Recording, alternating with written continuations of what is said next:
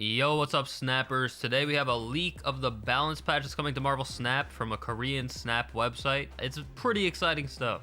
Now, these changes are not completely confirmed, but Ben Bro did respond to them, and it looks like it looks like this is it. So starting off with the buffs here, I had suggested a change to the Guardians of the Galaxy cards like Groot and Drax and Star-Lord to basically just increase their power by 1, their base power, and then reduce the power that they would gain by 1. So they would still end up at the same stat line, but they would start with a better stat line so that it's less punishing to actually just play it and whiff. I don't know if they got it from me, but they did go ahead and do that to Drax and Groot in the upcoming patch, making Drax a 4-5 base power, and it goes +3, so it still ends up at that 8 power, and then Groot going to a 3-4. I personally love the Guardians of the Galaxy cards. I love effects that reward you for strategic placement of your units, so this is really exciting to see. I did actually put out a video on a pretty sweet Guardians of the Galaxy deck that I made a little while ago.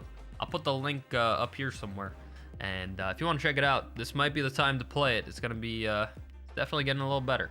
Hazmat is going from a 2-1 to a 2-2, supposedly. That seems like a good change to me. I mean, it doesn't really impact it so much, but I do love my Hazmat decks. I actually just put a video out on a pretty sweet Hazmat Zabu deck right here, if you want to check it out. But yeah, pretty nice change. I'm okay with it. Black Cat going from a 3-6 to a 3-7. I mean, it's just an unplayable card pretty much. It doesn't really see any play. So I like buffing. I like the idea of buffing cards that don't see play, because why even have the card in the game if nobody's gonna play it? And plus, I mean, look at the, I mean, I could give you 2 good reasons on why we want to see more Black Cat in the game.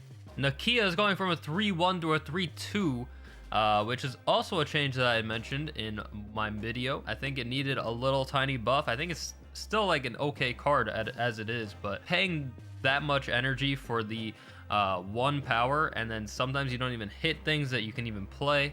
Yeah, I like this change. It really just keeps it up to date with the other 3 energy cards. All right, let's get into the nerfs right here. Another change that I had suggested that a lot of people were advocating for is Arrow going from a 5-8 to a 5-7. We just need this in the game. The card's too strong, and it's still going to be strong at a 5-7. The effect is what makes it really strong. I would not be upset if I just spent tokens on Arrow and now it got changed to this. Like, it's still going to be playable in a lot of decks. Galactus is going to go from a 6-3 to a 6-2. You may as well have not even changed the card. That actually does not impact anything. It makes it better for negative, I guess, but you're not running it in that. This change sucks. The power of Galactus is not the problem. It's the follow-up after that. It's just not fun to play against.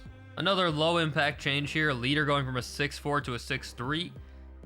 I mean, 1 point, every single point that you take off of Leader is a big deal, because you cannot be behind by more than what Leader's power is when you play him to actually like successfully win the game a majority of the time. So while the 1 point does make a big difference, it's still not enough at all. I would have liked it to come down to at least 2 power, or just change the effect. I do know that, yeah, if you put it down to 2, then it makes it better with negative as well. It's very hard to balance around Mr. Negative. That's like a recurring problem with these cards. I do just want to point out that Ben Brode actually did respond to the leader change in specific, saying that it's actually supposed to read that they're taking away a bit of power from him now, but they're also going to be exploring further changes to the card in the future. So even though this is a small change right now, it's definitely going to be still on their radar. Yeah. And then we have another change that I had suggested. Nova going from a 1-2 to a 1-1. Still the same effect and everything, but yeah, it just did not need the extra power there. It's still such a strong card that's used in like mostly every single deck, and I don't see a point for it to have 2 power as well, even though it will likely die a majority of the games. So I do think these are very good balance changes. I just think that it's not going to impact the meta as much as I would want, or a lot of other people were looking for. I would not be surprised if it really doesn't change anything in the game. I think they're just good changes to have in general. Hopefully it's all right, because we're going to be introducing a new card to the game every single week, so hopefully it just doesn't get too stale with such minuscule changes. I am at least happy that they did buff some cards this time around. That's a good sign. There are also just some general changes that happen with the game as well. Artist credits, you can see the illustrator's information above a variant name, sure. Just some extra stuff with filtering while you're editing your variants and your cards and your collection, which is pretty nice. Quality of life changes with animations that go on forever. Orca is going to be added to Series 4 finally. They fixed whatever issue is going on with that card. I even forgot that that was a card that was supposed to be in the game, actually. But that's coming to the game. Good.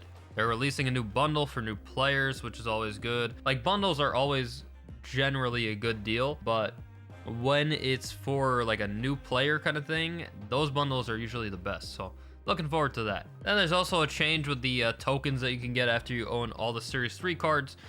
So instead of getting 400, now you can get between 200 to 600. It says the token acquisition rate is still the same, so I don't even understand this change, to be honest. Maybe it doesn't change anything. I don't know. I guess we're happy that they're trying to make tokens feel better in some kind of way. I don't know. Then there's just a lot of miscellaneous bug fixes, which is always cool. And that's about it. Please let me know down below if you enjoyed the video and if you like these changes yourself. Like I said, I do like the changes. I just wish there were more, or just more impactful changes that would shape up the meta in a different way. Thank you for watching. Peace out.